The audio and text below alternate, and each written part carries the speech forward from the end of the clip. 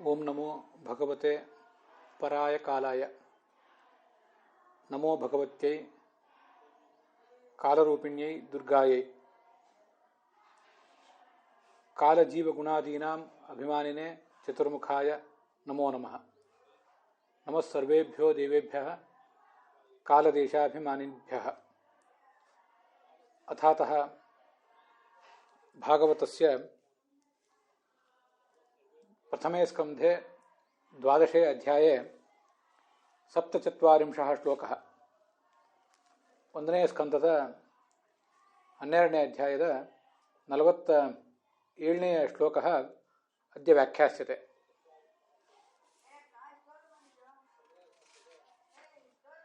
ಧೃತರಾಷ್ಟ್ರಂ ಗಾಂಧಾರೀಂ ಕುಂತೀಂ ಚ ಅಪಶ್ಯನ್ ಕುರುರಾಜಃ ಯುಧಿಷ್ಠಿರಃ ನಿತರಾಂ ಯದಾ ಶುಶೋಚ ತದಾ ತತ್ರ ಆಗತಂ ಸತುಂಬುರುಂ ನಾರದಂ ದೃಷ್ಟ್ವಾ ತಮೇವ ಅಸ್ಮಿನ್ ವಿಷಯೇ ಸೀದತಾಮಸ್ಮಾಕಂ ಪಾರದರ್ಶನೋ ಭವೆ ಇತಿ ಪ್ರಾರ್ಥಯಾಮಾಸ. ಸ ಚ ನಾರದಃ ರಾಜನ್ ಈಶ್ವರವಶಮಿದಂ ಜಗತ್ ಅತಃ ಕಂಚನ ಅಪಿ ಜೀವಂತಂ ಮೃತಂ ವಾ ಮಾ ಶುಚಃ. ಕಾಲ ಏವ ಸರ್ವಾಣಿ ಭೂತಾನಿ ಸಂಯುನಕ್ತಿ ಸ ಏವ ವಿಯುನಕ್ತಿ ಚ. ಜೀವಃ ಯದ್ಯಪಿ ಶಾಶ್ವತಃ ಶರೀರಂ ತು ಅಶಾಶ್ವತಮೇವ. ಅತಃ ಜೀವಸ್ಯ ಶರೀರಸ್ಯ ಚ ವಿಷಯೇ ಶೋಕಃ ನೈವ ಕಾರ್ಯಃ. ಇಯಂ ತು ಸ್ಥಿತಿಃ ಅಪರಿಹಾರ್ಯ ಏವ.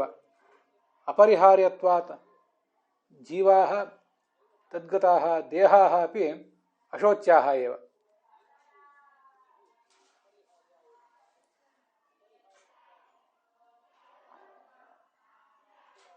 एवं च पांचभौतिकोऽयं देहः कालेन स्वैः जीवेनैव कृतैः कर्मभिः सत्वरजस्तमो गुणैश्च प्रेरितः तिष्ठति.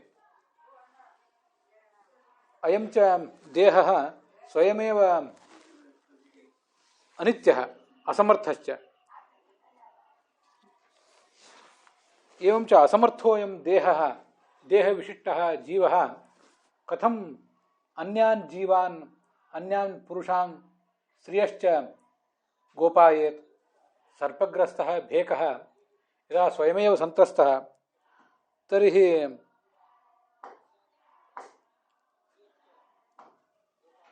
कथं अन्यं भेकं गोपायेत्. एवं च जीवः कालाधीनः कालाधीनोऽयं जीवः कथं अन्यान् संरक्षेत्. अतः सर्वरक्षकं परकालं भगवन्तमेव आश्रित्य स एव सर्वसंरक्षकः स एव सर्वापत्परिहारकः इति विश्वस्य जिजीविषेच्छतं समाह इति नारदः युधिष्ठिरं बोधयामास. ನಾರದರು ಯುಧಿಷ್ಠಿರನಿಗೆ ಬೋಧನೆ ಮಾಡಲಿಕ್ಕೆ ತೊಡಗಿದಂಥ ಒಂದು ಘಟನೆಯನ್ನು ನಾವು ನೋಡ್ತಾ ಇದ್ದೀವಿ ಮಹಾಭಾರತದಲ್ಲಿ. ಯುಧಿಷ್ಠಿರನಿಗೆ ಗಾಂಧಾರಿ, ಕುಂತಿ, ಧೃತರಾಷ್ಟ್ರ ಮೊದಲಾದವರು ಬದುಕಿರುವಂತೆ ಕಾಣಲಿಲ್ಲ. ಅವನ ಮನಸ್ಸು ಅವ್ರಿಗೇನೋ ಆಗಿದೆ ಅಂತ ಶಂಕಿಸ್ತು. ಅಲ್ಲೇ ಬಂದ ನಾರದರನ್ನು ಅವನು ಪ್ರಾರ್ಥನೆ ಮಾಡಿದ. ನಾರದರು ಜೀವನದ ಅಶಾಶ್ವತತೆಯನ್ನು ಕುರಿತು ಅವನಿಗೆ ಬೋಧನೆ ಮಾಡಿದರು. ಇದನ್ನೆಲ್ಲ ನಾವು ನೋಡಿದ್ದೇವೆ. ಇನ್ನು ಮುಂದೆ 47ನೇ ಶ್ಲೋಕ ನಾವು ನೋಡಬೇಕಾದದ್ದು.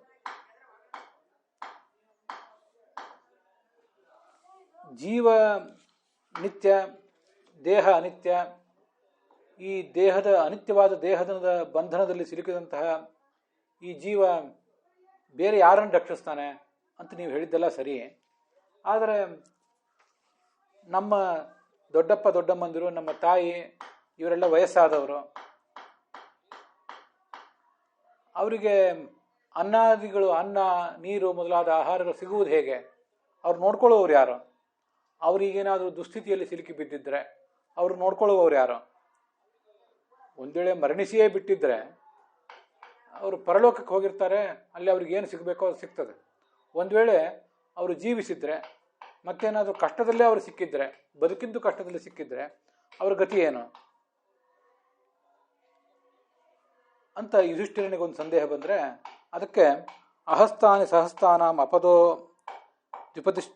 ದ್ವಿಚತುಷ್ಪದಾಂ ಅಣೂನಿ ಮಹತಾಂ ತಾತ ಜೀವೋ ಜೀವಸ್ಯ ಜೀವನಂ ಅಂತ ಭಗವಂತನ ಒಂದು ವ್ಯವಸ್ಥೆಯನ್ನು ನಾರದರು ಯುಧಿಷ್ಠಿರನಿಗೆ ಬೋಧನೆ ಮಾಡಲಿಕ್ಕೆ ತೊಡಗಿದ್ದಾರೆ.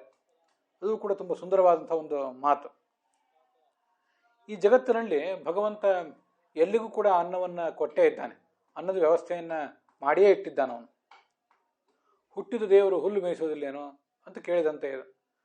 ಯಾರಿಗೆ ಹುಲ್ಲು ಬೇಕೋ ಅವ್ರಿಗೆ ಹುಲ್ಲು ಕೊಡ್ತಾನೆ, ಯಾರಿಗೆ ಮತ್ತೇನಾದರೂ ಸಸ್ಯಾಹಾರ ಬೇಕೋ ಅವ್ರಿಗೆ ಸಸ್ಯಾಹಾರ ಕೊಡ್ತಾನೆ, ಯಾರಿಗೆ ಮಾಂಸಾಹಾರ ಬೇಕೋ ಅವ್ರಿಗೆ ಮಾಂಸಾಹಾರವನ್ನು ಕೊಡ್ತಾನೆ.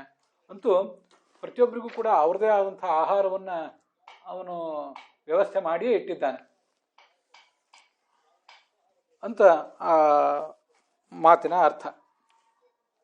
ಆದ್ದರಿಂದ ಇನ್ನೊಬ್ಬರು ಯಾರಿಗಾದರೂ ಅನ್ನ ಕೊಟ್ಟು ನೀರು ಕೊಟ್ಟು ಅವರನ್ನು ಉಣಿಸಿ ಕಾಪಾಡುವ ಜವಾಬ್ದಾರಿ ನಮಗೇನಿದೆ?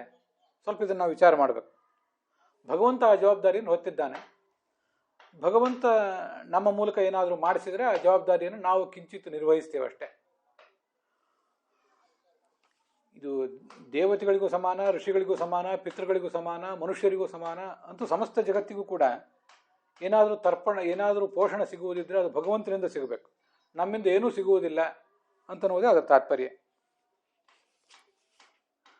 ಅಹಸ್ತಾನಿ ಸಹಸ್ತಾನಾಂ, ಕೈ ಕಾಲು ಮೊದಲಾದ ಯಾವುದೇ ಅಂಗಾಂಗಗಳಿಲ್ಲದಂಥ ಈ ಸಸ್ಯಗಳೇನಿವೆ ಅವುಗಳಿಂದ ಪ್ರಾಣಿಗಳು ಬದುಕ್ತವೆ. ಪ್ರಾಣಿಗಳು ಅದನ್ನೇ ತಿಂದು ಬದುಕುವುದು. ಅದನ್ನೇ ಈ ಶ್ಲೋಕದಲ್ಲಿ ಹೇಳ್ತಿರೋದು. ಮತ್ತು ಈ ಪ್ರಾಣಿಗಳಲ್ಲಿಯೂ ಕೂಡ ಪ್ರಾಣಿಗಳನ್ನು ತಿಂದು ಮನುಷ್ಯ ಬದುಕ್ತಾನೆ, ಮನುಷ್ಯನಿಂದ ರಾಕ್ಷಸಾದಿಗಳು ಬದುಕ್ತಾರೆ. ಅಂತೂ ಒಬ್ಬ ಜೀವ ಇನ್ನೊಬ್ಬ ಜೀವನಿಗೆ ಯಾವತ್ತೂ ಕೂಡ ಆಧಾರನಾಗಿರ್ತಾನೆ. ಜೀವವಿಲ್ಲದೆ ಯಾರೂ ಕೂಡ ಏನೂ ಮಾಡ್ಲಿಕ್ಕೆ ಸಾಧ್ಯ ಆಗೋದಿಲ್ಲ. ಅದನ್ನು ನಾವು ಮನಗಾಣಬೇಕು ಅಂತ ಹೇಳ್ತಿದ್ದಾನೆ.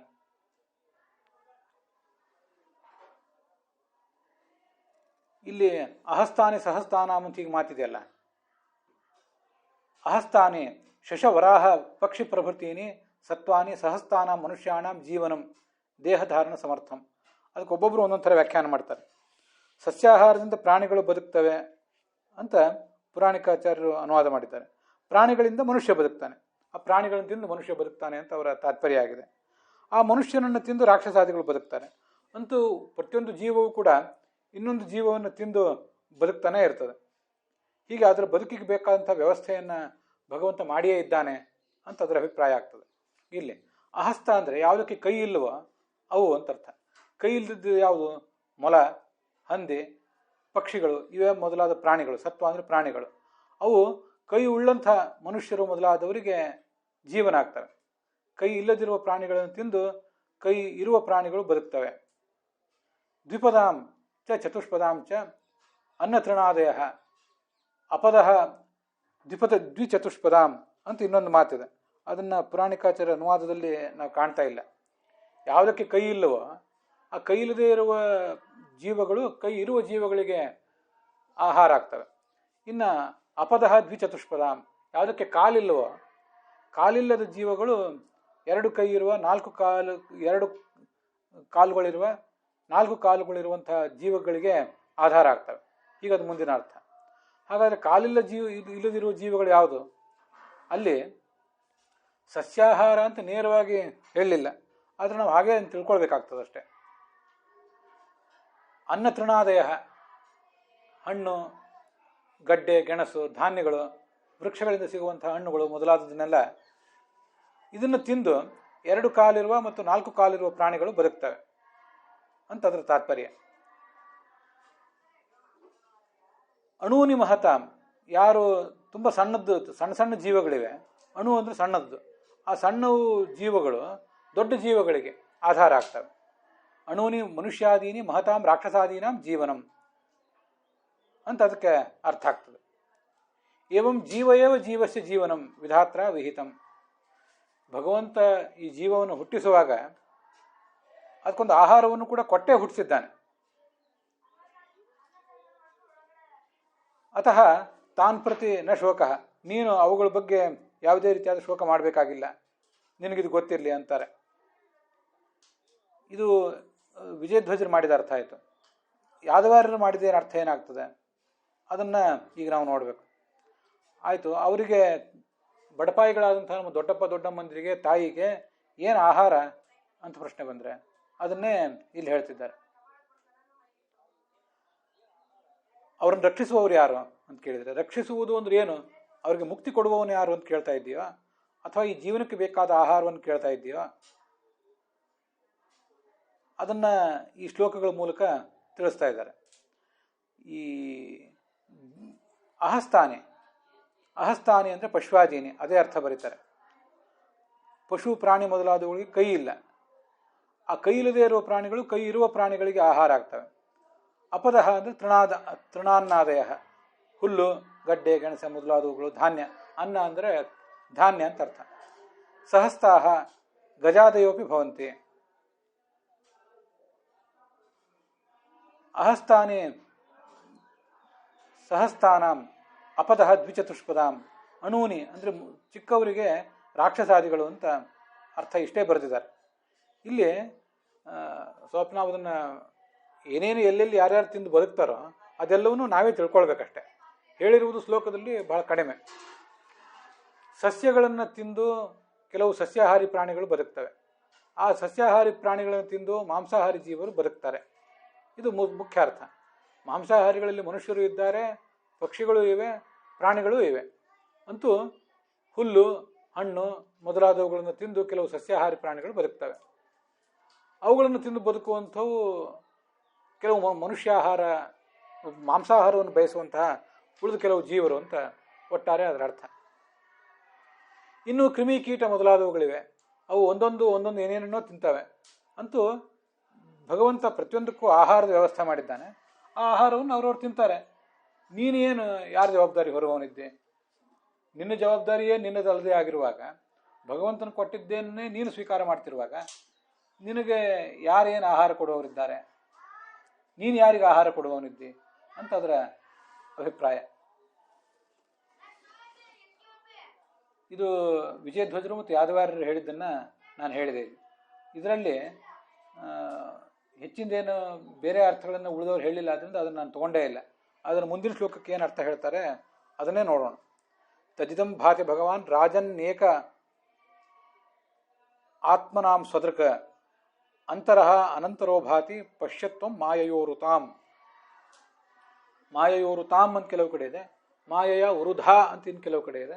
ಅಂತೂ ಅದೊಂದು ವ್ಯತ್ಯಾಸ ಇದೆ, ಅದನ್ನು ನಾವೀಗ ನೋಡಬೇಕು. ಅದಕ್ಕೇನರ್ಥ ಅಂದರೆ, ಇದು ಭಗವಂತ ಮಾಡಿದ ನಿಯಮ.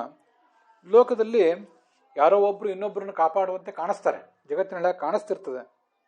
ಒಂದು ಸ್ವಲ್ಪ ಮಟ್ಟಿಗೆ ಮಾತ್ರ ಅದು ಸತ್ಯ. ಅದರೊಳಗೆ ಭಗವಂತನೇ ಇದ್ದಾನೆ.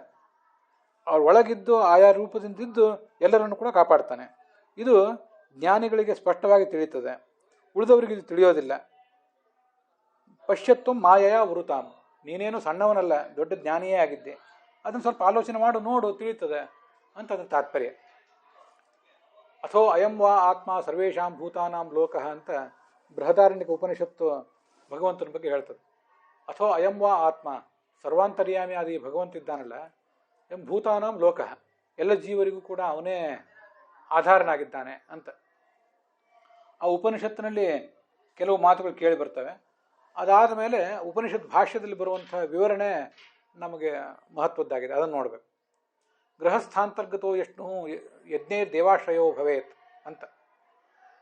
ಭಗವಂತ ಬ್ರಹ್ಮಚಾರಿಗಳಲ್ಲಿದ್ದಾನೆ, ಗೃಹಸ್ಥರಲ್ಲಿದ್ದಾನೆ, ವಾನಪ್ರಸ್ಥರಲ್ಲಿದ್ದಾನೆ, ಸನ್ಯಾಸಿಗಳಲ್ಲಿದ್ದಾನೆ, ಪ್ರಾಣಿಗಳಲ್ಲಿ, ಪಕ್ಷಿಗಳಲ್ಲಿ ಎಲ್ಲರಲ್ಲಿಯೂ ಕೂಡ ಅವನು ಇದ್ದೇ ಇದ್ದಾನೆ.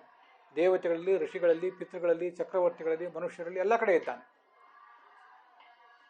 ಗೃಹಸ್ಥರಲ್ಲಿರುವ ಭಗವಂತನ ಬಗ್ಗೆ ಅಲ್ಲಿ ವರ್ಣನೆ ಮಾಡ್ತಿದ್ದಾರೆ. ಯಜ್ಞೈಹಿ ದೇವಾಶ್ರಯೋ ಭವೇತ್. ಗೃಹಸ್ಥರ ಒಳಗಿದ್ದು ಭಗವಂತ ಅವರ ಮೂಲಕ ಯಜ್ಞ ಮಾಡಿಸ್ತಾನೆ.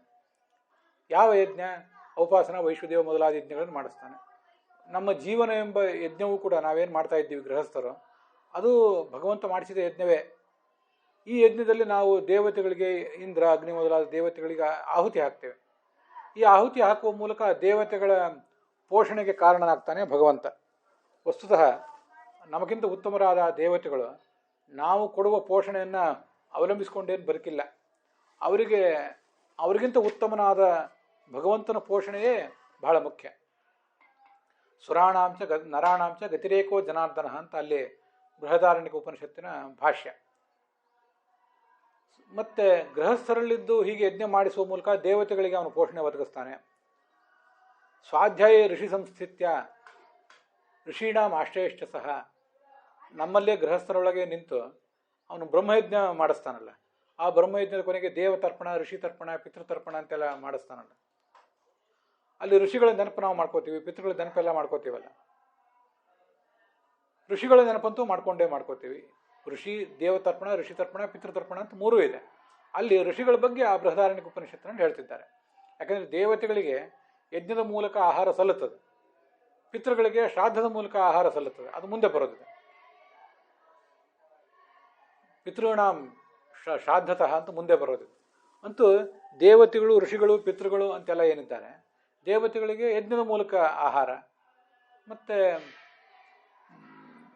ಋಷಿಗಳಿಗೆ ಆ ಬ್ರಹ್ಮಯಜ್ಞದ ಮೂಲಕ ಆಹಾರ. ನಾವು ತರ್ಪಣೆಯನ್ನು ಕೊಡ್ತೇವೆ, ಆ ಭಗವಂತನೇ ಆ ತರ್ಪಣವನ್ನು ಕೊಟ್ಟು, ಭಗವಂತ ಕೊಟ್ಟ ತರ್ಪಣವನ್ನು ಅವಲಂಬಿಸಿ ಆ ದೇವತೆಗಳು ಬದುಕ್ತಾರಷ್ಟೆ. ಪಿತೃಣಾಂ ಪಿಂಡದಾನತಃ ಮನುಷ್ಯಾಣಾಂ ಅನ್ನದಾನತಃ ಅಂತ. ಮನುಷ್ಯರಿಗೆ ಅನ್ನದಾನ ಮಾಡ್ತಾನೆ ಭಗವಂತ. ನಮ್ಮೊಳಗೆ ನಿಂತು ದುಡಿಮೆ ಮಾಡಿಸಿ, ದುಡಿಮೆಯಿಂದ ನಮಗೆ ಸಂಪಾದನೆ ಕೊಟ್ಟು, ಧನ ಕೊಟ್ಟು, ಧನದಿಂದ ಆಹಾರ ಧಾನ್ಯಗಳನ್ನು ನಾವು ಖರೀದಿ ಮಾಡ್ತೇವೆ, ಅದರಿಂದ ಅಡುಗೆ ಮಾಡ್ತೀವಿ. ಇಷ್ಟೆಲ್ಲ ಕೆಲಸಗಳನ್ನು ಮಾಡಿಸುವವನು ಅವನೇ. ಮಾಡಿಸಿ ಆ ಮೂಲಕ ನಾವು ಯಾರ್ಯಾರಿಗೂ ನಮ್ಮನ್ನು ನಂಬಿದ ಪತ್ನಿ, ಪುತ್ರ, ಪುತ್ರಿ ಮೊದಲಾದ ಕುಟುಂಬಕ್ಕೂ ಆಹಾರ ಕೊಡ್ತೇವೆ, ಭಿಕ್ಷುಕರಿಗೆ ಆಹಾರ ಕೊಡ್ತೇವೆ, ಸನ್ಯಾಸಿಗಳಿಗೆ, ವಾನಪ್ರಸ್ಥರಿಗೆ ಆಹಾರ ಕೊಡ್ತೇವೆ. ಇದು ಗೃಹಸ್ಥನ ಕರ್ತವ್ಯ. ಇದು ಗೃಹಸ್ಥನ ಬಗ್ಗೆನೇ ಮೊದಲು ಯಾಕೆ ಹೇಳಿದರು ಅಂದರೆ, ವಿಶೇಷಣೀಯ ಗೃಹಸ್ಥಸ್ಯ ಶೇಷಾಶ್ರಯ ಇವಾಶ್ರಮ ಅಂತ. ಮಹಾಭಾರತದ ಗರಿಮೆಯನ್ನು ತಾನೇ ಹೀಗೆ ವರ್ಣನೆ ಮಾಡಿದೆ. ಮಹಾಭಾರತದ ಮಹಿಮೆಯನ್ನು ಬೇರೆ ಯಾವ ಕಾವ್ಯಕ್ಕೂ ಕೂಡ ಮೀರ್ಲಿಕ್ಕೆ ಸಾಧ್ಯ ಇಲ್ಲ. ಬೇರೆ ಎಲ್ಲ ಕಾವ್ಯಗಳು ಕೂಡ ಮಹಾಭಾರತವನ್ನು ಅವಲಂಬಿಸಿವೆ ಅಂತ. ಅದು ಹೇಗೆ ಅಂದರೆ, ಗೃಹಸ್ಥಾಶ್ರಮವನ್ನು ಉಳಿದೆಲ್ಲ ಆಶ್ರಮಗಳು ಹೇಗೆ ಅವಲಂಬಿಸಿವೆಯೋ ಹಾಗೆ ಗೃಹಸ್ಥಾಶ್ರಮಿಗಳನ್ನೇ ಅವಲಂಬಿಸಿ ದೇವತೆಗಳಿದ್ದಾರೆ, ಋಷಿಗಳಿದ್ದಾರೆ, ಪಿತೃಗಳಿದ್ದಾರೆ, ಮನುಷ್ಯರು ಇದ್ದಾರೆ. ಆ ಮನುಷ್ಯರಲ್ಲಿಯೇ ಸನ್ಯಾಸಿಗಳು, ವಾನಪ್ರಸ್ಥರು, ಬ್ರಹ್ಮಚಾರಿಗಳು ಇವರೆಲ್ಲರೂ ಕೂಡ ಗೃಹಸ್ಥ ಕೊಟ್ಟದನ್ನೇ ಅವಲಂಬಿಸಿಯೇ ಬದುಕ್ತಿರ್ತಾರೆ. ಅಷ್ಟು ಮಹತ್ವ ಇದೆ ಗೃಹಸ್ಥಾಶ್ರಮಕ್ಕೆ ಅಂತ ವರ್ಣನೆ ಮಾಡಿದ್ದಾರೆ. ಹೀಗೆ ಒಳಗೆ ನಿಂತು ಮಾಡಿಸುವವನು ಯಾರು? ಭಗವಂತನೇ ಮಾಡಿಸ್ಬೇಕು. ನಾವ್ಯಾರು ನಮ್ಮ ಸ್ವಶಕ್ತಿಯಿಂದ ಏನಾದರೂ ಮಾಡಿದ್ದೇವೇನೋ? ಏನು ಮಾಡುವುದು ಸಾಧ್ಯ ಇಲ್ಲ ಅಂತ ಅದರ ತಾತ್ಪರ್ಯ. ಅಲ್ಲಿ ಈ ಶ್ಲೋಕಕ್ಕೆ ಒಬ್ಬೊಬ್ಬರು ಒಂದೊಂದು ರೀತಿ ವ್ಯಾಖ್ಯಾನ ಮಾಡ್ತಾರೆ. ಈ ಜಗತ್ತೇನಿದೆ, ಈ ಜಗತ್ತೆಲ್ಲವೂ ಕೂಡ ಸ್ವದೃಕ್ ಪರಮಾತ್ಮನೇ ಆಗಿದ್ದಾನೆ. ಆ ಸರ್ವಜ್ಞನಾದ ಭಗವಂತನಿಂದ, ಇದು ಜ್ಞಾನಸ್ವರೂಪನಾದ ಭಗವಂತನಿಂದ ಇದು ಅಭಿನ್ನವಾಗಿದೆ. ಸಚ ಏಕ ಏವತು ನಾನಾ, ಸಚ ಏಕ ಏವ, ಅವನೊಬ್ಬನೇ ಇದ್ದಾನೆ, ಭಿನ್ನ ರೂಪಗಳಾದನಿಗಿಲ್ಲ ಅಂತ ಅವನ ಬಗ್ಗೆ ವರ್ಣನೆ ಮಾಡ್ತಾರೆ. ನಾನು ಏಕಃ ಕಥಂ ತಥಾ ಪ್ರತೀಯತೆ, ಒಬ್ಬನೇ ಇದ್ದಾನಲ್ಲ, ಅನೇಕ ರೀತಿ ಕಾಣುವುದು ಹೇಗೆ ಅಂದರೆ, ಮಾಯೆಯ ಉರುಧ ಆಸ್ತೆ, ಅವನೇ ಮಾಯೆಯಿಂದ ಉರುಧ ಅನೇಕ ರೂಪದಿಂದ ಕಾಣ್ತಾನೆ, ಅವನನ್ನು ನೀನು ನೋಡು ಅಂತ ಆ ಶ್ರೀಧರರ ವ್ಯಾಖ್ಯಾನದಲ್ಲಿ ಅದಕ್ಕೆ ಅರ್ಥ ಮಾಡ್ತಾರೆ. ಚಿದಚಿದಾತ್ಮಕವಾದ ಜಗತ್ತಿದೆಯಲ್ಲ, ವೀರರಾಘವರು ವಿಶಿಷ್ಟಾದ್ವೈತದ ವ್ಯಾಖ್ಯಾನ ಮಾಡ್ತಾರೆ. ಜಡಚೇತನಾತ್ಮಕವಾದ ಈ ಜಗತ್ತೇನಿದೆ, ಈ ಜಗತ್ತೆಲ್ಲವೂ ಕೂಡ ಆ ಭಗವಂತನಿಂದ ಅಭಿನ್ನವಾಗುವಂತೆ ಕಾಣ್ತದೆ. ಯಾಕಂದರೆ ಭಗವಂತನಿಗೆ ಅದು ಶರೀರ. ಭಗವಾನೇವ ಮೃದಯಂ ಘಟಃ ಇತಿವತ್ತ ಸ್ವರೂಪಾಭೇದ ಶಂಕಾಂ ವಾರಯಿತು ವಿಷಿನಷ್ಟೇ. ಮಣ್ಣು ಘಟ ಎರಡೂ ಕೂಡ ಒಂದೇ ಅಂತ ನಮಗೆ ಕಾಣಿಸುವಂತೆ ಈ ಘಟವೂ ಕೂಡ ಒಂದೇ ಆಗಿ ಕಾಣಿಸ್ತದೆ. ನಮಗೆ ಕಾಣಿಸುವಾಗ ಹಾಗೆ ಕಾಣಿಸ್ತದೆ, ಆದರೆ ಅದ್ರ ಬಗ್ಗೆ ನಾವು ಎಚ್ಚರಿಕೆಯಿಂದ ಇರಬೇಕಷ್ಟೆ. ಭಗವಂತ ಈ ಜಗತ್ತಿನಿಂದ ಅಭಿನ್ನ ಆಗುವಂತೆ ಕಾಣಿಸ್ತದೆ, ಆದರೆ ಭಗವಂತನಿಗೆ ಈ ಶರೀರ ಅನ್ನೋದು ಕೇವಲ ಒಂದು ಶರೀರ ಮಾತ್ರ ಹೊರತು ಅದು ಭಗವಂತನಿಂದ ಅಭಿನ್ನ ಅಲ್ಲ.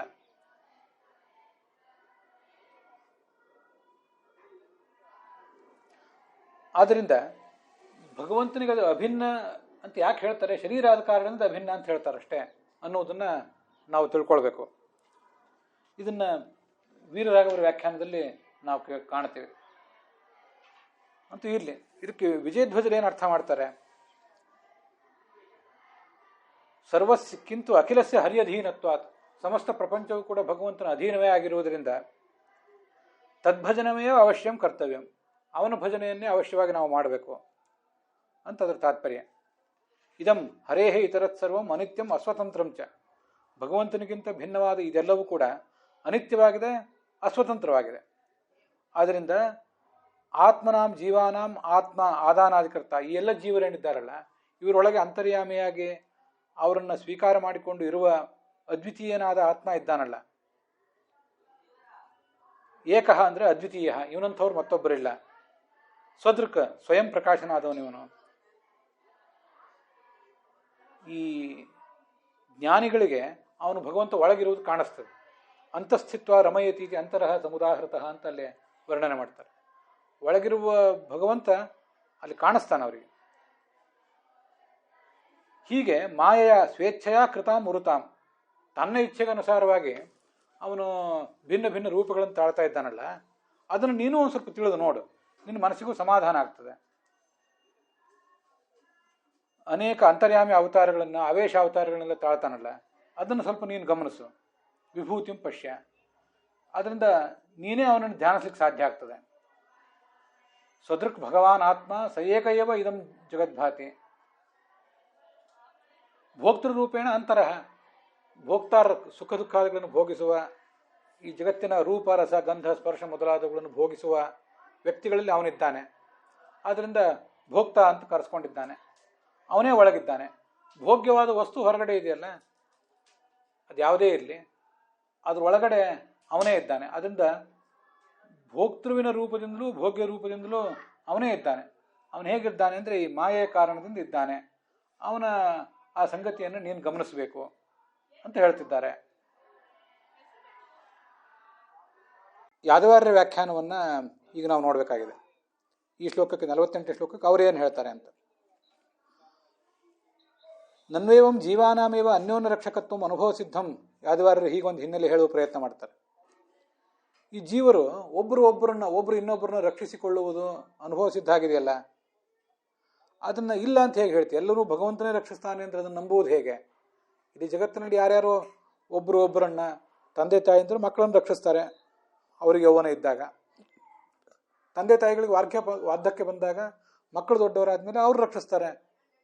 ಇದೆಲ್ಲ ಕಂಡಿದೆಯಲ್ಲ, ಇದನ್ನ ಹೇಗಿಲ್ಲ ಅಂತ ಹೇಳ್ತಿ ಅಂತ ಪ್ರಶ್ನೆ ಬಂದರೆ ಅದಕ್ಕೆ ಈ ತಜಿದಂ ಭಗವಾನ್ ರಾಜನ್ ಏಕ ಆತ್ಮ ಅಂತ ಈ ಮಾತಿನಿಂದ ಅದಕ್ಕೆ ಉತ್ತರ ಕೊಡ್ತಿದ್ದಾರೆ.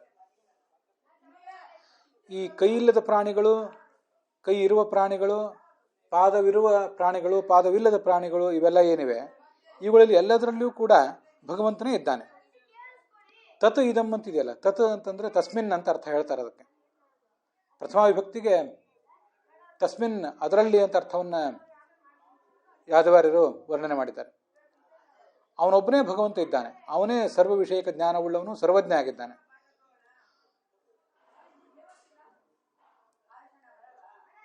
ಹೀಗೆ ಅವನೊಬ್ಬ ಇದ್ದು ಅಲ್ಲಿ ಎಲ್ಲ ಕೆಲಸಗಳನ್ನು ಮಾಡ್ತಿದ್ದಾನೆ. ಅಂತರಹ, ಒಳಗಿದ್ದು ಅವನೇ ಕೆಲಸ ಮಾಡ್ತಿದ್ದಾನೆ.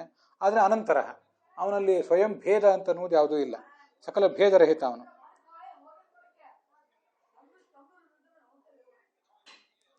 ಜ್ಞಾನಿಗಳು ತಿಳ್ಕೊತಾರೆ. ನಾನು ಹೇಗೆ ತಿಳ್ಕೊಳ್ಳೋದು ಅಂತಂದ್ರೆ, ತ್ವಯಾಪಿ ಜ್ಞಾನಿತ್ವಾತ್ ಆಲೋಚನೆ ಕೃತೆ ಅಯಮರ್ಥ ಭಾಸ್ಯತೀತಿ ಭಾವ. ನಾರದರು ಹೇಳ್ತಾರೆ, ನೀನೇನು ಕಡಿಮೆ ಅವನಲ್ಲ, ನೀನ್ಯಾಕೆ ದುಃಖ ಪಡ್ತಿ, ಸ್ವಯಂ ಯಮಧರ್ಮ ನೀನು, ಈ ವಿಷಯವನ್ನು ತಿಳ್ಕೊ, ಆಗ್ತದೆ ಎಲ್ಲವೂ.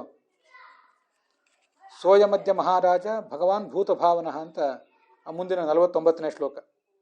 ಈ ಕಾಲರೂಪನಾದ ಭಗವಂತ ಇದ್ದಾನಲ್ಲ, ಎಲ್ಲರಿಗೂ ಆಹಾರವನ್ನು ಕೊಡುವ, ಎಲ್ಲರನ್ನು ಸೃಷ್ಟಿಸುವ, ಪಾಲಿಸುವ, ನಾಶ ಮಾಡುವ ಜವಾಬ್ದಾರಿಯನ್ನು ಹೊತ್ತಿದ್ದಾನಲ್ಲ,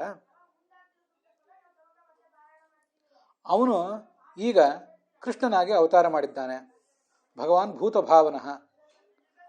ಭಾವನ ಅಂದರೆ ಜಗತ್ತನ್ನು ಸೃಷ್ಟಿಸುವ, ಪಾಲಿಸುವ, ನಾಶ ಮಾಡುವ ಜವಾಬ್ದಾರಿ ಹೊತ್ತವನು. ಭೂತರನ್ನು, ಎಲ್ಲ ಜೀವರನ್ನು ಪೋಷಿಸುವ ಜವಾಬ್ದಾರಿ ಹೊತ್ತವನು ಅಂತ ಅರ್ಥ. ಕಾಲರೂಪ ಅವತೀರ್ಣ. ಅವನೇ ಕಾಲರೂಪನಾದ ಭಗವಂತನೇ ಈಗ ಇಲ್ಲಿ ಅವತಾರ ಮಾಡಿದ್ದಾನೆ ಕೃಷ್ಣನಾಗಿ. ಯಾಕೆಂದರೆ ಅಭಾವಾಯ ಸುರದ್ವಿಷಾಂ. ಜಗತ್ತಿನಲ್ಲಿ ದುಷ್ಟರೇನಿದ್ದಾರೆ ಅವರನ್ನು ನಾಶ ಮಾಡಬೇಕು ಅಂತ ಅವನೇ ದೇವತೆಗಳ ಪ್ರಾರ್ಥನೆಯಂತೆ ಅವತರಿಸಿದ್ದಾನೆ. ಆದ್ದರಿಂದ ಅವನು ಹೇಗೆ ಅಪೇಕ್ಷೆ ಪಟ್ಟಿದ್ದಾನೋ ಹಾಗೆ ಈ ಜಗತ್ತು ನಡೀತದೆ. ಅವನ ಇಚ್ಛೆಗನುಸಾರವಾಗಿಯೇ ಈ ಯದುವಂಶ ಹುಟ್ಟಿತು, ನಿಮ್ಮ ಕುರುವಂಶವೂ ಹುಟ್ಟಿತು. ಅವನ ಇಚ್ಛೆಯಂತೆ ಹಿಂದಿನವರು ಅನೇಕ ಜನ ಮರಣಿಸಿದ್ದಾರೆ, ಇವರು ಕೂಡ ಹಾಗೇ ಮರಣಿಸುವವರಿದ್ದಾರೆ. ವಶೀಕೃತ ಅಖಿಲ ಚೇತನ ಸಮುದಾಯ ಯಶ್ಚ ಕಾಲಾಂತರ್ಗತ ರಕ್ಷಕ. ಅವನೇ ಈ ಜಗತ್ತಿನ ದುಷ್ಟರ ನಾಶಕ್ಕಾಗಿ ಹುಟ್ಟಿದ್ದಾನೆ ಅಂತ ಅಲ್ಲಿ ಯಾದವಾರ್ಯರು ಆ ಶ್ಲೋಕಕ್ಕೆ ಅರ್ಥ ಹೇಳ್ತಾರೆ. ಸರಿ, ಹುಟ್ಟಿದ ಮೇಲೆ ಏನು ಮಾಡಿದ್ದಾನೆ ಈಗ ಎಲ್ಲಿಗೆ ಬಂದಿದೆ? ದುಷ್ಟರ ನಾಶಕ್ಕಾಗಿ ಅವತಾರ ಮಾಡಿದ್ದಾನೆ ಅಂತ ಹೇಳಿದೆಯಲ್ಲ, ಅದು ಎಲ್ಲಿಗೆ ಬಂದಿದೆ ಅಂದರೆ, ಈ ಕೃಷ್ಣನಿಗೆ ಈಗ ಸುಮಾರು 70-80 ವರ್ಷಗಳಾಗಿವೆ. ಕುರುಕ್ಷೇತ್ರದ ಯುದ್ಧ ನಡೆದಾಗಲೇ ಅವನಿಗೆ 70 ವರ್ಷ ಆಗಿತ್ತು. ಈಗ ಅದಾಗಿ ಮತ್ತೂ ಕೆಲವು ವರ್ಷಗಳು ಸಂದಿವೆ. ಅವನು ಇನ್ನು ಮುಂದೆ ಮತ್ತೆ ಈ ದೇವ ಕಾರ್ಯವನ್ನು ಇನ್ನೂ ಸ್ವಲ್ಪ ಮಾಡುವವನಿದ್ದಾನೆ. ಅದು ಪೂರ್ಣ ಮುಗಿದಿಲ್ಲ. ದುರ್ಯೋಧನಾದಿಗಳ ನಾಶ ಆಗಿದೆ, ಆದರೆ ಇನ್ನು ಯದುಕುಲದ ನಾಶ ಒಂದಿಷ್ಟು ಆಗಬೇಕಾಗಿದೆ. ಭಗವಂತ ಅದನ್ನು ಮಾಡಿಯೇ ಹೋಗುವವನಿದ್ದಾನೆ. ನಿಷ್ಪಾದಿತಂ ದೇವಕಾರ್ಯಂ ಅವಶೇಷಂ ಪ್ರತೀಕ್ಷತೆ. ಇನ್ನು ಸ್ವಲ್ಪ ಕಾರ್ಯ ಇದೆ. ಈ ಯದುವಂಶದವರನ್ನು, ತನ್ನ ಮಕ್ಕಳು, ಮೊಮ್ಮಕ್ಕಳು, ಮರಿಮಕ್ಕಳನ್ನೆಲ್ಲ ಹೀಗೆ ಒಂದು ವೇಳೆ ಅವನು ಬದುಕಲಿಕ್ಕೆ ಬಿಟ್ಟರೆ, ತನ್ನ ನಂತರವೂ ಅವ್ರು ಹಾಗೆ ಇದ್ದು ಬಿಟ್ಟರೆ ಅವರನ್ನು ನಿಗ್ರಹಿಸುವವರು ಯಾರೂ ಇಲ್ಲದಂತಾಗ್ತಾರೆ ಅಂತ ಒಂದು ಭಗವಂತನಿಗೆ ಚಿಂತೆ ಇದೆ. ಅದನ್ನು ಭಾಗವತ ತಾತ್ಪರ್ಯದಲ್ಲಿ ನಾವು ಮುಂದೆ ನೋಡೋರಿದ್ದೇವೆ.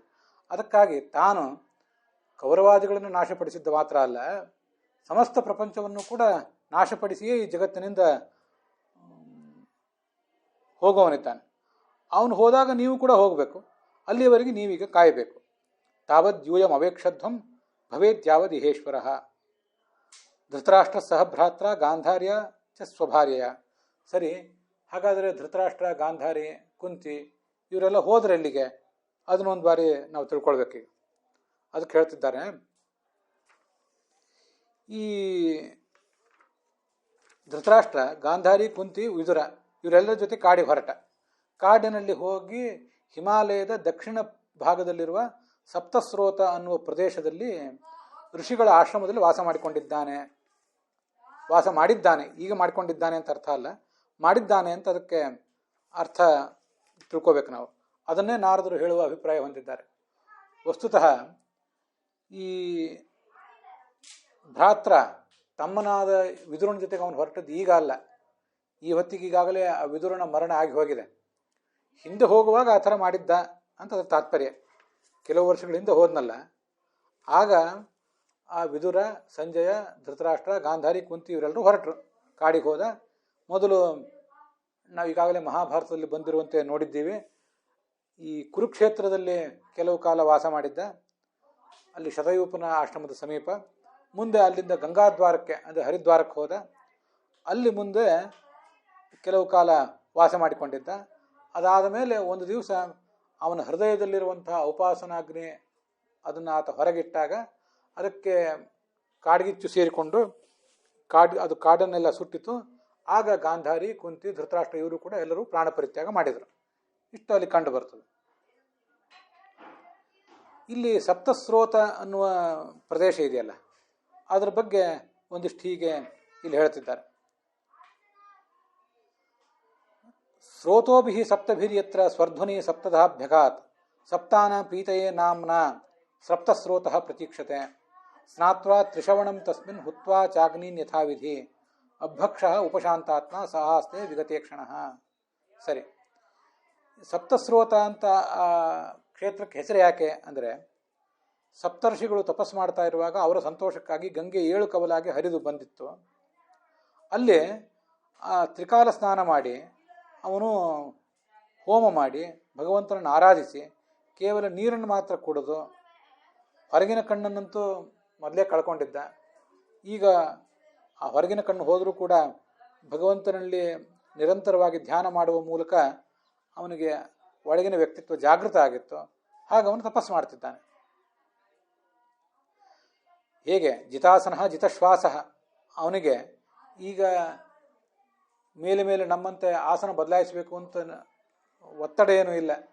ನಮ್ಮಂಥವರು ಒಂದು ಸ್ಥಿರವಾದ ಆಸನದಲ್ಲಿ ದೀರ್ಘಕಾಲ ಕೂತ್ಕೊಳ್ಳಿಕ್ಕಾಗೋದಿಲ್ಲ. ಅಂಥ ಪರಿಸ್ಥಿತಿಯನ್ನು ಅನುಭವಿಸ್ತಾ ಇರ್ತೇವೆ. ಆದರೆ ಜಿತಾಸನ, ಒಂದೇ ಆಸನದಲ್ಲಿ ದೀರ್ಘವಾಗಿ ಕೂತ್ಕೊಳ್ಳುವ ಪ್ರಯತ್ನ ಮಾಡಬೇಕು. ಆ ಥರ ಕೂತ್ಕೊಂಡಾಗ ಅವನಿಗೆ ಮನಸ್ಸು ಕೂಡ ಸ್ಥಿರವಾಗಿರ್ತದೆ. ಜಿತಶ್ವಾಸ, ಪ್ರಾಣಾಯಾಮದ ಮೂಲಕ ಶ್ವಾಸವನ್ನು ಗೆಲ್ಲಬೇಕು. ಅದನ್ನೆಲ್ಲ ಮಾಡಿದ್ದಾನೆ ಈ ಧೃತರಾಷ್ಟ್ರ. ಇದರ ಮೂಲಕ ಕುಂತಿ ಗಾಂಧಾರಿಯರು ಎಲ್ಲ ಮಾಡಿದ್ದಾರೆ ಅಂತ ತಿಳಿತದೆ.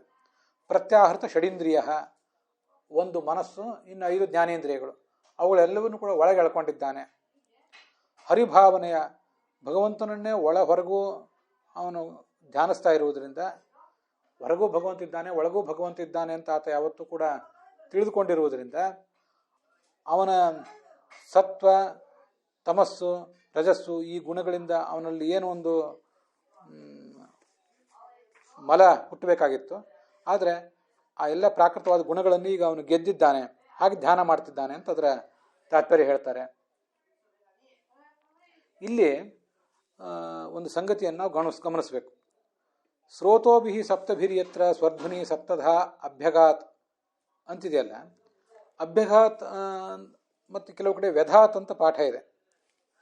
ಅದಿರಲಿ, ಅದಕ್ಕೆ ಏನು ಅರ್ಥ, ಅದಕ್ಕೆ ವಿಜಯಧ್ವಜರು ಯಾದವಾರ್ಯರು ಏನು ಅರ್ಥ ಬರೀತಾರೆ ಅಂತ ಅನ್ನೋದನ್ನು ನೋಡೋಣ. ವಿಜಯಧ್ವಜರ ಮತ್ತು ಯಾದವಾರ್ಯರ ತಾತ್ಪರ್ಯ ಶ್ಲೋಕಗಳನ್ನು ನೋಡೋಣ, ಅವ್ರ ವ್ಯಾಖ್ಯಾನಗಳನ್ನು ನೋಡೋಣ. ಮತ್ತು ಅದಕ್ಕೆ ಭಾಗವತ ತಾತ್ಪರ್ಯವೂ ಇದೆ. ಗಮನಕಾಲೇ ಸಹ ಭ್ರಾತ್ರ, ಈಗ ವಿದುರನ್ನು ಕರ್ಕೊಂಡು ಹೋದ ಅಂತ ಹೇಳ್ತಿಲ್ಲ, ಹಿಂದೆ ವಿದುರನ್ನು ಕರ್ಕೊಂಡು ಅವನು ಹೋಗಿದ್ದನ್ನು ಈಗ ಇನ್ನೊಂದ್ಸರಿ ನೆನಪು ಮಾಡ್ಕೊಳ್ತಿದ್ದಾರೆ ನಾರದರಷ್ಟೇ. ಅದಕ್ಕೆ ಗಮನಕಾಲೇ ಆಚಾರ್ಯರ ಭಾಗವತ ತಾತ್ಪರ್ಯ. ಹಿಂದೆ ಅವ್ರು ಹೋಗುವಾಗ ವಿದುರನು ಕೂಡ ಅಲ್ಲಿದ್ದ ಅಂತ. ಸರಿ. ಹಸ್ತಿನಾಪುರಾನ್ ನಿರ್ಗಮ್ಯ ಹಿಮವತಃ ಪರ್ವತಸ್ಯ ದಕ್ಷಿಣೇನ, ಹಸ್ತಿನಾಪುರಿಯಿಂದ ಹೊರಗೆ ಬಂದು ಹಿಮಾಲಯ ಪರ್ವತದ ದಕ್ಷಿಣ ಭಾಗದಲ್ಲಿ ಅಲ್ಲಿ ಋಷಿಗಳ ಆಶ್ರಮದಲ್ಲಿ ಸಪ್ತಸ್ರೋತಸ್ ಅಂತ ಒಂದು ಪ್ರದೇಶವಿದೆ, ಅಲ್ಲಿ ವಾಸ ಮಾಡಿಕೊಂಡಿದ್ದ ಅಂತ. ಅದಕ್ಕಿಂತ ಮುಂಚೆ ಆ ಕುರುಕ್ಷೇತ್ರದಲ್ಲಿದ್ದ ಅಂತ ಅನ್ನೋದು ನಾವು ತಿಳ್ಕೊಳ್ಬೇಕು ಮಹಾಭಾರತಕ್ಕೆ ಅನುಸಾರವಾಗಿ. ಇಲ್ಲಿ ಆ ಸಪ್ತಸ್ರೋತಸ್ ಅಂತ ಹೆಸರು ಯಾಕೆ ಬಂತು ಅದನ್ನು ಮುಂದೆ ಹೇಳ್ತಾರೆ. ಸ್ವರ್ಧ್ವನಿ ಅಂದರೆ ಗಂಗಾ ನದಿ, ಅದು ಸಪ್ತಾನಾಂ ಋಷೀಣಾಂ ಪ್ರೀತೆಯೇ, 7 ಜನ ಮಹಾ ಜ್ಞಾನಿಗಳಾದ ಋಷಿಗಳೇನಿದ್ದಾರೆ ಅವರ ಪ್ರೀತಿಗಾಗಿ ತಾನು 7 ಕವಲುಗಳಾಗಿ ಅದು ವಿಭಕ್ತ ಆಯಿತು. ಅದರ ಮೂಲಕ ಋಷಿಗಳ ಸೇವಾ ಮಾಡಿತದು. ಅಲ್ಲಿಂದ ಮುಂದೆ ಅಭ್ಯಗಾತ್ ಅಂದರೆ ಸಮುದ್ರಮಿತಿ ಶೇಷ ಅಂತ ಬರೀತಾರೆ ವಿಜಯಧ್ವಜರು, ಸಮುದ್ರಕ್ಕೆ ಅದು ಹೋಯಿತು ಅಂತ. ಈ ಕಾರಣಕ್ಕೆ ಅದನ್ನು ಸಪ್ತಸ್ರೋತಸ್ ಅಂತ ಹೇಳ್ತಾರೆ. ಯಾದವಾರ್ಯರು ಕೂಡ ಸಮುದ್ರವನ್ನು ಸೇರಿತು ಅಂತ ಅದಕ್ಕೆ ಅರ್ಥ ಬರೀತಾರೆ. ಈ ಸಮುದ್ರವನ್ನು ಸೇರಿತು ಅಂತ ಇವರಿಬ್ಬರು ವ್ಯಾಖ್ಯಾನಕಾರರು ಏನು ಮಾಡಿದ್ದಾರೆ, ಉಳಿದ ವ್ಯಾಖ್ಯಾನಕಾರರು ಆ ಥರ ಮಾಡಿಲ್ಲ. ಅಲ್ಲಿ ಅಭ್ಯಗಾತ್ ಅಂತ ಕ್ರಿಯಾಪದ ಇದೆ. ಅಭ್ಯಗಾತ್ ಅಂದರೆ ಸೇರಿತು ಅಂತ ಅರ್ಥ. ಸೇರಿತು ಅಂತಿರುವುದರಿಂದ ಸಮುದ್ರವನ್ನು ಸೇರಿತು ಅಂತ ಇವರಿಬ್ಬರು ವ್ಯಾಖ್ಯಾನಕಾರರು ಮಾಡಿದ್ದಾರೆ. ಉಳಿದ ವ್ಯಾಖ್ಯಾನಗಳಲ್ಲಿ ವ್ಯಧಾತ್ ಅಂತಿದೆ. ತನ್ನನ್ನು ತಾನು 7 ರೀತಿಯಾಗಿ ವಿಭಕ್ತ ಮಾಡಿಕೊಂಡಿತ್ತು ಗಂಗಾ ನದಿ ಅಂತ ಅವರ ತಾತ್ಪರ್ಯ ಆಗ್ತದೆ. ಒಂದು ರೀತಿಯಿಂದ ಅವ್ರ ಪಾಠ ಚೆನ್ನಾಗಿದೆ ಅಂತ ಕಾಣಿಸ್ತದೆ ನನಗೆ. ಯಾಕೆ ಅಂದರೆ ಗಂಗಾ ನದಿ 7 ರೀತಿಯಾಗಿ ವಿಭಾಗ ಮಾಡಿಕೊಂಡು ಸಮುದ್ರವನ್ನು ಸೇರುವುದು ಇಲ್ಲೆಲ್ಲಿ ಸೇರ್ತದೆ? ಅದು ಗಂಗಾ ನದಿ ಸಮುದ್ರವನ್ನು ಸೇರುವುದು ಪಶ್ಚಿಮ ಬಂಗಾಳದಲ್ಲಿ. ಇಲ್ಲಿ ಹಿಮಾಲಯ ಪರ್ವತದಲ್ಲಿ ಸಮುದ್ರ ಎಲ್ಲಿದೆ? ಗಂಗಾ ನದಿ ಸಮುದ್ರವನ್ನು ಸೇರಿದ್ದೆಲ್ಲಿಂದ? ಅದು ಉಚಿತವಾದ ವ್ಯಾಖ್ಯಾನವೇ ಅಲ್ಲ. ಆದ್ದರಿಂದ ನಮ್ಮ ಗುರುಗಳು ಪುರಾಣಿಕಾಚಾರ್ಯರು ಆ ಸಮುದ್ರವನ್ನು ಅನ್ನೋ ಭಾಗವನ್ನೇ ಬಿಟ್ಟುಬಿಟ್ಟಿದ್ದಾರೆ. ಅದನ್ನೆಲ್ಲರೂ ಗಮನಿಸಬೇಕು. ಉದ್ದೇಶಪೂರ್ವಕವಾಗಿ ಬಿಟ್ಟಿರ್ಬೇಕು ಅವರು. ಸಪ್ತರ್ಷಿಗಳ ಸಂತೋಷಕ್ಕಾಗಿ 7 ಕವಲಾಗಿ ಹರಿಯುವ ಗಂಗೆಯಲ್ಲಿ ತ್ರಿಕಾಲ ಸ್ನಾನ ಮಾಡ್ತಾನೆ, ಹೋಮ ಮಾಡ್ತಾನೆ, ಹರಿಯನ್ನು ಆರಾಧನೆ ಮಾಡ್ತಾ ಇದ್ದಾನೆ. ಕೇವಲ ನೀರನ್ನು ಆಹಾರವಾಗಿ ತಗೊಂಡಿದ್ದಾನೆ. ವೇದವ್ಯಾಸರ ಮೂಲಕ ಉಪದೇಶಗಳನ್ನು ತಗೊಂಡಿದ್ದಾನೆ. ಹೊರಗಿನ ಕಣ್ಣನ್ನು ಕಳ್ಕೊಂಡು ಕೂಡ ಜ್ಞಾನಿಯಾಗಿ ಬದುಕಿದ್ದಾನೆ. ಇಷ್ಟೇ ಅಲ್ಲಿದೆ. ಹೀಗೆ ಸಮುದ್ರವನ್ನು ಸೇರ್ತಾಳೆ ಗಂಗೆ ಅಂತನ್ನೋದು ಮುಂದೆ ಅದು ಪೂರ್ವ ಸಮುದ್ರದಲ್ಲಿ ಕಲ್ಕತ್ತಾದ ಸಮೀಪ ಇತ್ಯಾದಿ ಕಡೆಗಳಲ್ಲಿ ಆ ಘಟನೆ ನಡೆಯೋದು. ಹಿಮಾಲಯದ ದಕ್ಷಿಣ ಭಾಗದಲ್ಲಿ ಅಂತ ಇಲ್ಲಿ ಬಂದಿದೆ.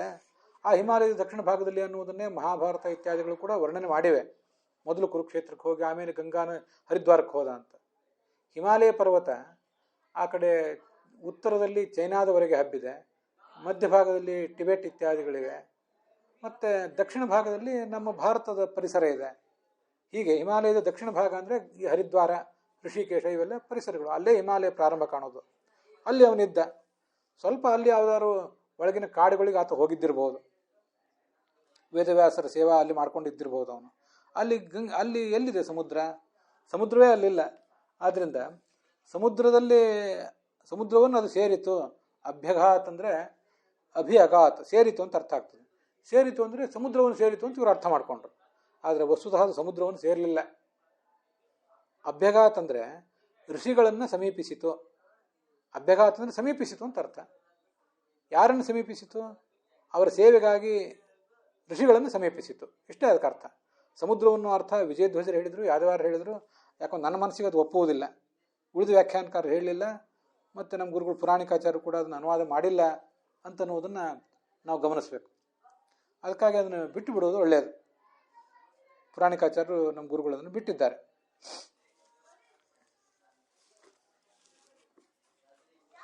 ಉಪಶಾಂತ ಅವನ ಅಂತಃಕರಣ, ಅದರ ದೋಷ ಎಲ್ಲ ಪರಿಹಾರ ಕಂಡಿವೆ. ವಿಗತೇಕ್ಷಣ ನಷ್ಟ ಮಾಂಸದೃಷ್ಟಿ, ಹೊರಗಿನ ಕಣ್ಣು ಹೊರಟೋಗಿದೆ. ಮೊದಲು ಹೊರಟೋಗಿತ್ತು. ಈಗ ನೀರನ್ನು ಮಾತ್ರ ಆಹಾರವಾಗಿ ಸ್ವೀಕಾರ ಮಾಡ್ತಿದ್ದಾನೆ, ಅಗ್ನಿಯ ಆರಾಧನೆ ಮಾಡ್ತಿದ್ದಾನೆ ಅಂತ ಈಗ ಅದರ ತಾತ್ಪರ್ಯ. ಮಾಡ್ತಿದ್ದಾನೆ ಅಂದರೆ ಮಾಡ್ತಿದ್ದ ಅಂತ ಅದಕ್ಕೆ ಭೂತಕಾಲದ ಅರ್ಥ. ಹಾಗೆ ನಾವು ತಿಳ್ಕೊಳ್ಬೇಕು. ನಾರದರು ಬಂದ ಕಾಲದಲ್ಲಿ ಧೃತರಾಷ್ಟ್ರ ಸತ್ತೇ ಹೋಗಿದ್ದಾನೆ, ನಮಗಿದು ಗೊತ್ತಿದೆ. ನಾವು ಅದನ್ನು ಈ ಹಿಂದೆ ನೋಡಿದ್ದೇವೆ. ಧೃತರಾಷ್ಟ್ರ ಸತ್ತು ಹೋದ ಮೇಲೆ ಒಂದು 5 ದಿವಸಗಳಾದ ಮೇಲೆ ಸಂಜಯ, ನಾರದ ಇವರೆಲ್ಲ ಈಗ ಯುಧಿಷ್ಠಿರನ ಹತ್ರ ಬಂದಿದ್ದಾರೆ. ಆದ್ದರಿಂದ ಈಗ ಅವನಲ್ಲಿದ್ದಾನೆ ಅಂತ ಹೇಳುವುದಕ್ಕೆ ಏನರ್ಥ ಅಂದರೆ ಅದು ಸರಿಯಲ್ಲ. ಆಚಾರ್ಯರು ಭಾಗವತ ತಾತ್ಪರ್ಯದಲ್ಲಿ ತೋರಿಸಿದ್ದಾರೆ.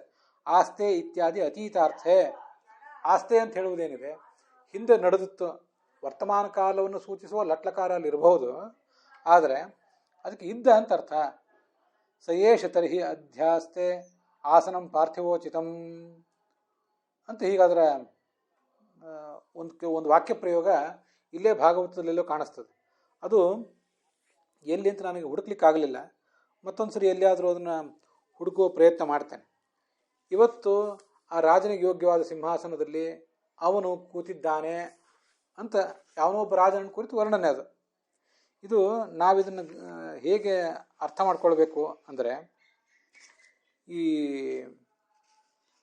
ಭಾಗವತದ 1ನೇ ಸ್ಕಂದದ 17ನೇ ಅಧ್ಯಾಯದಲ್ಲಿ 42ನೇ ಶ್ಲೋಕದಲ್ಲಿ ಆ ಶ್ಲೋಕ ಬಂದಿದೆ.